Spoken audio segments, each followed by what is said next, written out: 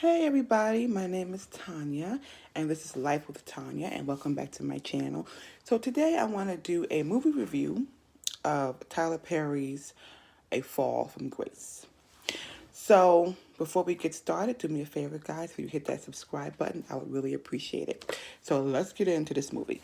So the first thing I want to say is that to me, this movie, it was a good movie, it was well written.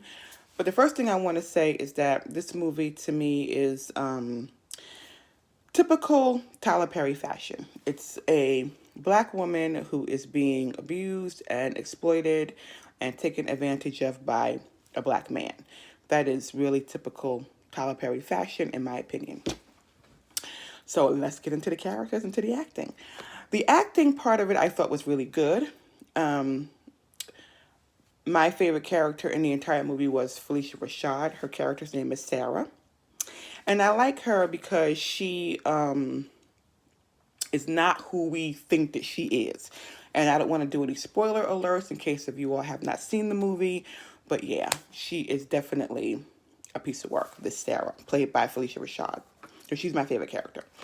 Then we have Cicely Tyson. Cicely Tyson played an old woman. Well, she is an old woman, but she played an old woman. And in this movie, Cicely's character is actually, her part rather, is a very small part in the movie.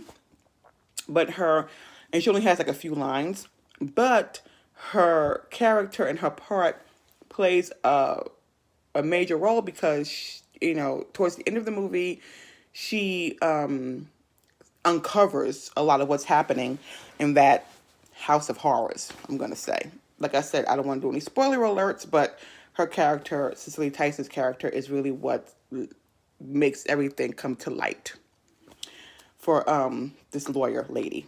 So let's get to the whole plot of the movie, shall we? So the movie centers around, again, this black woman. Her name is Grace Waters, and she is a middle-aged woman. I want to say maybe in her mid-50s, and she is divorced. She's divorced. She is bitter, she is lonely, and she is angry. And the reason why she's angry is because her husband cheated on her with his secretary, a much younger woman.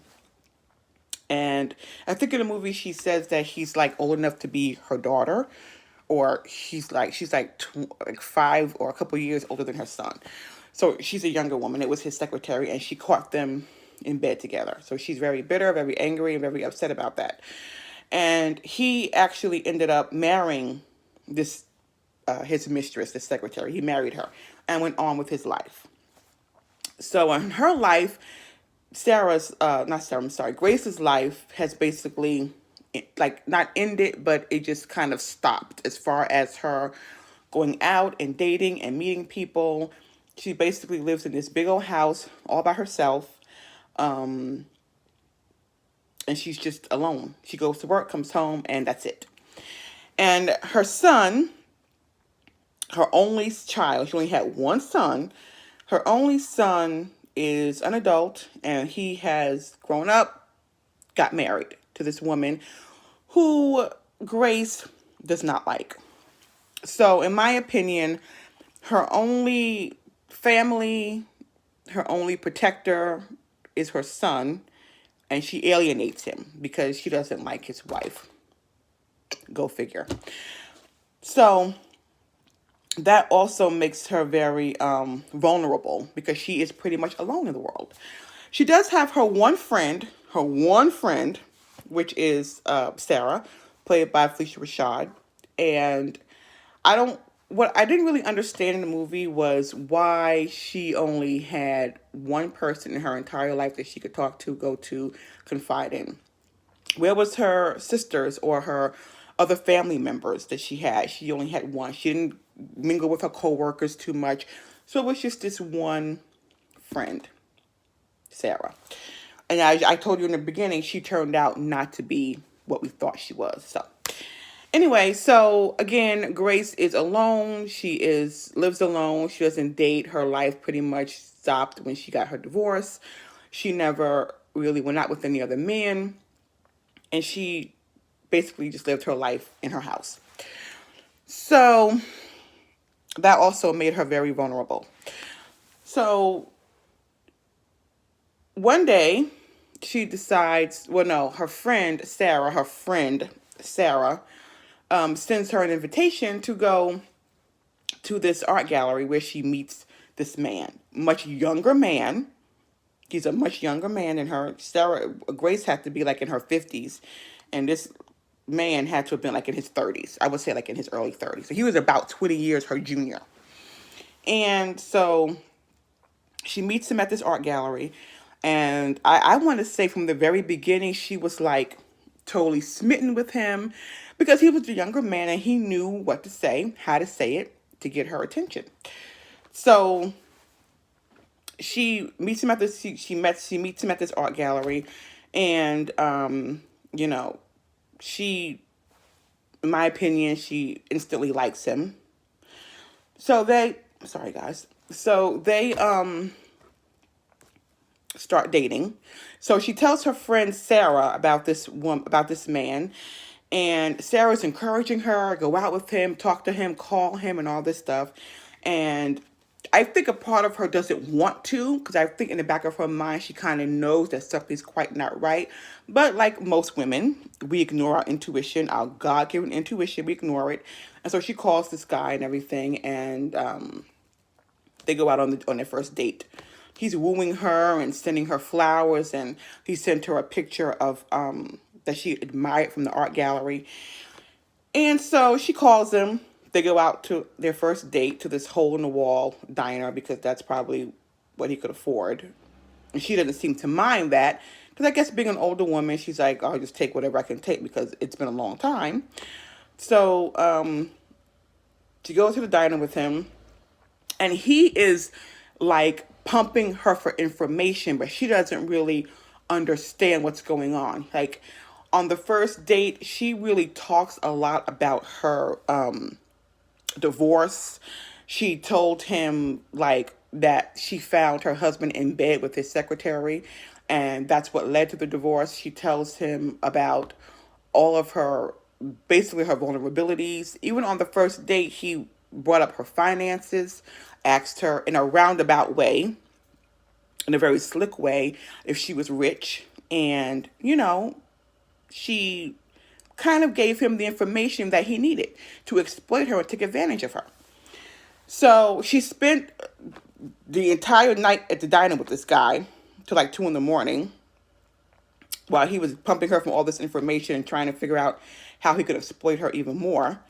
So on the drive home from this first date, it occurs to her, she's asking herself these questions like, what does he want from me?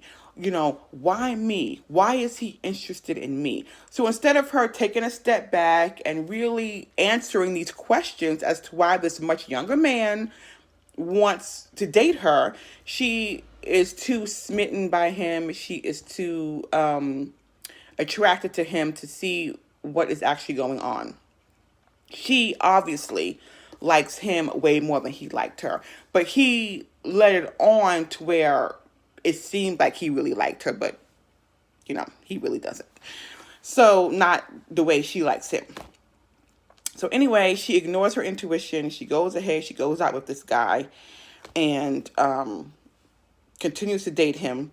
So he takes her on a few other cheap dates to the park and all these other things, having her out to all hours of the night. She's falling asleep at work because she can't, you know, stay awake because he's monopolizing a lot of her time, and she, you know, can't seem to focus on her work and her career, and, you know, just giving him information about herself that she really shouldn't be giving. So anyway, after all is said and done, on one date, he walks her home and he says to her, he's trying to get in her house. Like, why won't you let me in your house? And in my opinion, I've had that situation happen to me where I was dating someone and they was kind of like, why won't you let me in your house? Why won't you let me in your house? And first thing I said to him was, why you want to get in there? You trying to pay some bills? Because if you ain't trying to pay no bills, baby, you ain't getting in there. So this is what he was trying to do, get in her house. So she was like, well, I don't have nobody.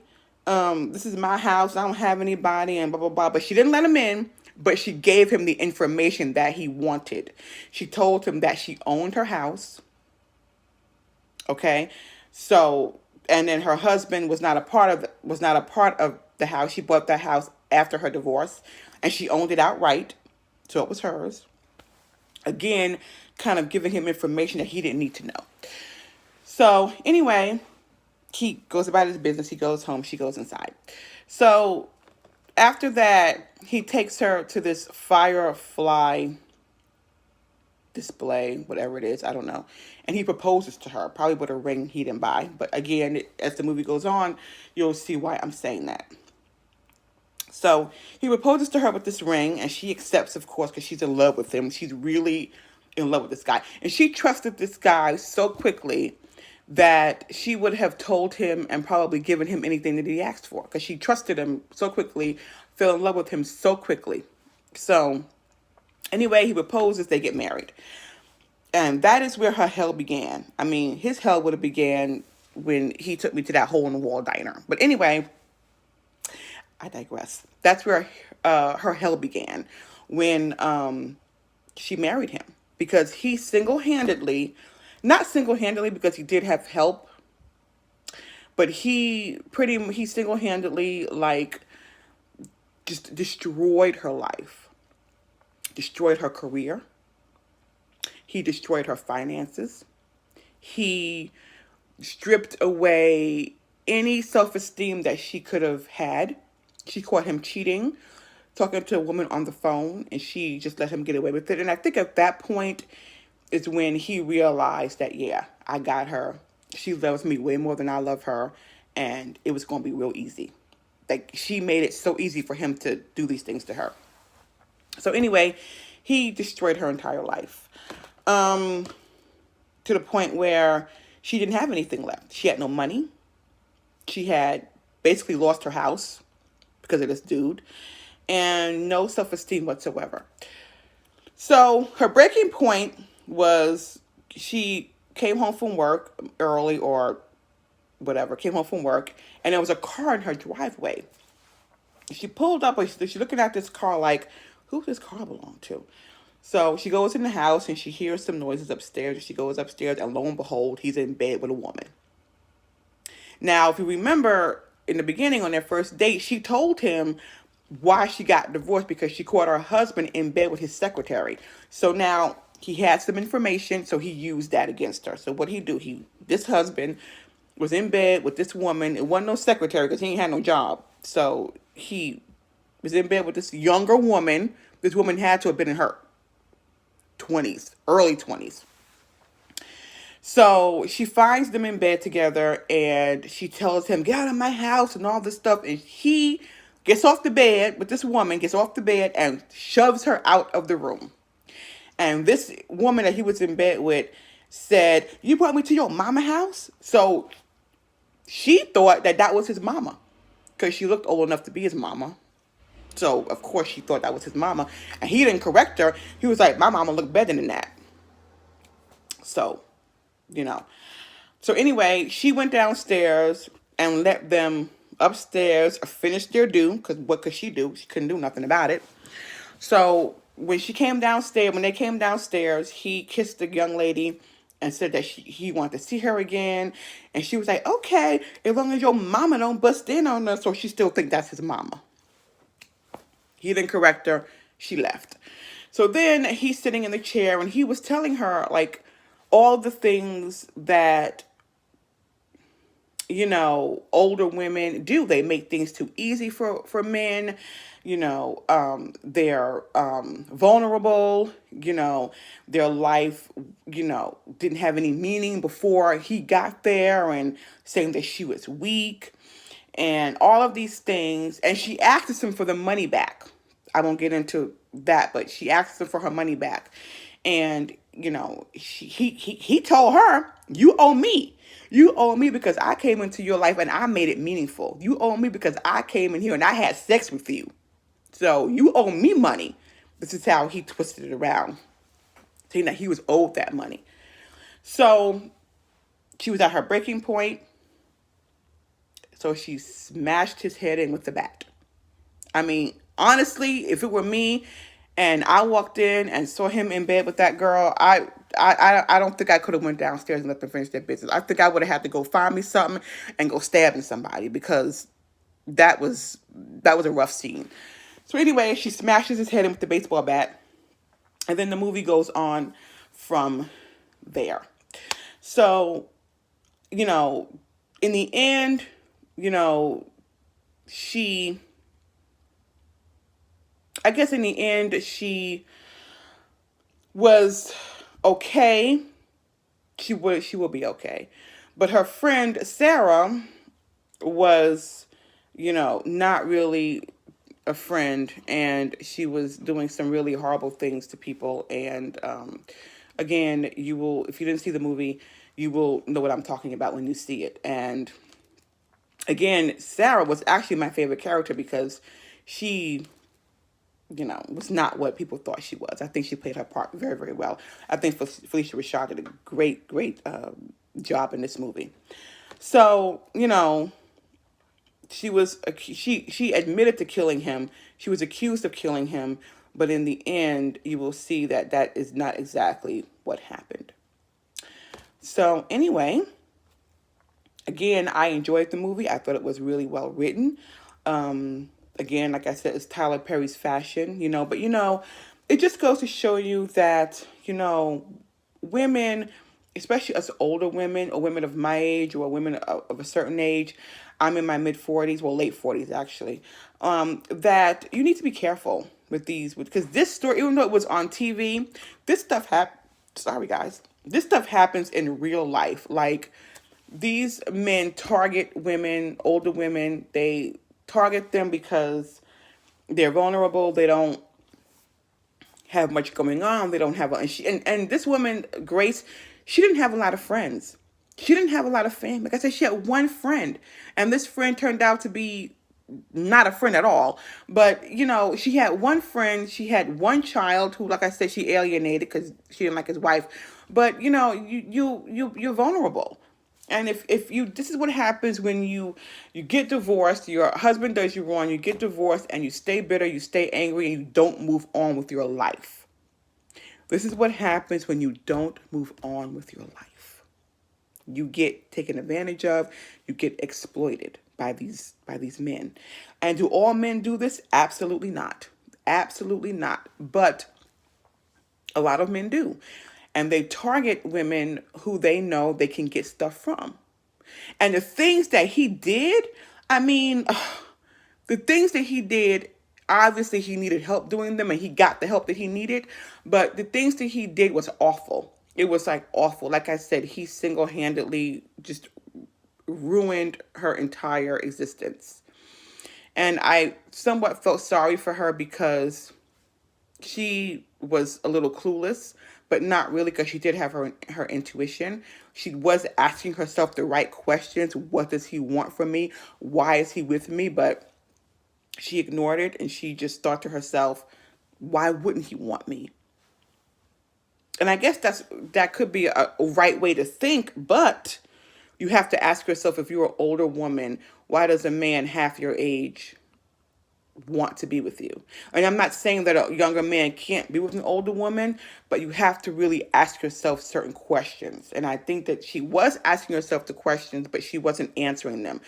She was going off of her emotions instead of her logic. And that messes and trips up a lot of women. We think with our hearts and our emotions, and we don't think with our logic. Because I feel like if she had have thought it out, took a step back and said, you know what? Let me see what this guy is really about, then she would have figured stuff out. And not only that, had she had her son more in her life and she had not alienated her son, that he would have protected her a little bit. He would have been able to protect her.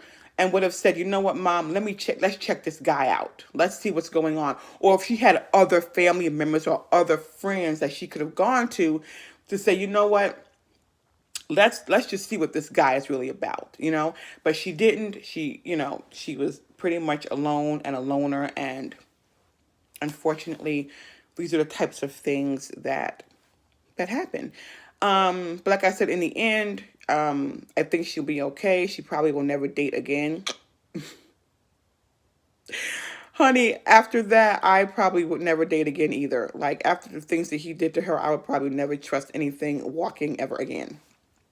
But anyway, I enjoyed the movie. I thought it was written very well. And, like, it's just lessons to be learned. Really, really good lessons to be learned, because you have to protect yourself. And so that was my thoughts on the movie. I thought it was great. You guys should go check it out. It's called A Fall from Grace, and it is on Netflix by Tyler Perry.